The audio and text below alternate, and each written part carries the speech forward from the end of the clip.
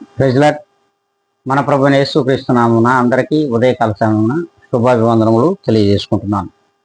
ఈ దినం దేవుడు మనకిచ్చినటువంటి గొప్ప వాగ్దానము, అది మార్కు శుభవార్త 3వ అధ్యాయము 35వ లేఖనాన్ని మనం చదువుకుందాం.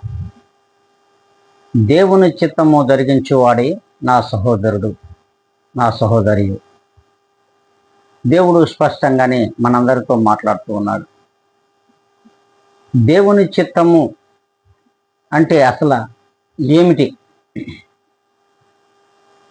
చూడండి, దేవుడు మంచిగా బ్రతకమని ఈ లోకానికి మనల్ని పంపాడు. ఈ లోకంలో మనల్ని మొలిపించాడు. ఇటు మంచిని విడిచి చెడు వైపు మనం పరిగెత్తుతూ ఉన్నాం. మరి చెడును విడిచి మంచి మార్గంలో ఏ దినమైతే మనం మరలా తిరిగి నడుస్తామో, ఇది దేవుని చిత్తము ఈ లోకంలో జరిగించుట. మరి అలా మనం ఉన్నామా? ఒక్కసారి ఆత్మ పరిశీలన చేసుకోవాలి. ఇలా లేవు. మరి ఈ దినం నుండి అయినా సరే చెడును విడిచి మంచి మార్గంలో నడవడానికి మనమందరం కూడా అడుగులు వేస్తాం.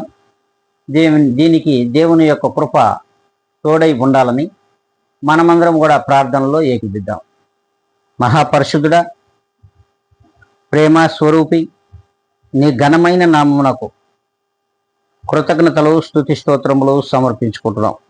ప్రభా, మరొక నూతనమైన దినములో ఇదిగోనైనా ఛానల్ వీక్షించిన ప్రతి ఒక్కరిని కూడా సజీవ లెక్కలో ఉంచినందుకు నీకు కృతజ్ఞతలు చెల్లించుకుంటూ, ప్రభా, మీ చిత్తము ఈ లోకంలో మేము జరిగించడానికి కృప చూపమని, చెడును విడిచి మంచి మార్గంలో నడవడానికి నీ సన్నిధిని మాకు తోడుగా ఉంచమని బ్రతిమలాడుకుంటూ, జీవాధిపతి అయిన యేసుక్రీస్తు నామమున నన్ను నేను అతి మిక్కిలిగా తగ్గించుకొని అడిగి వేడుకొని ప్రార్థిస్తున్నాను మా ప్రియ గొప్ప పరలోక తండ్రి.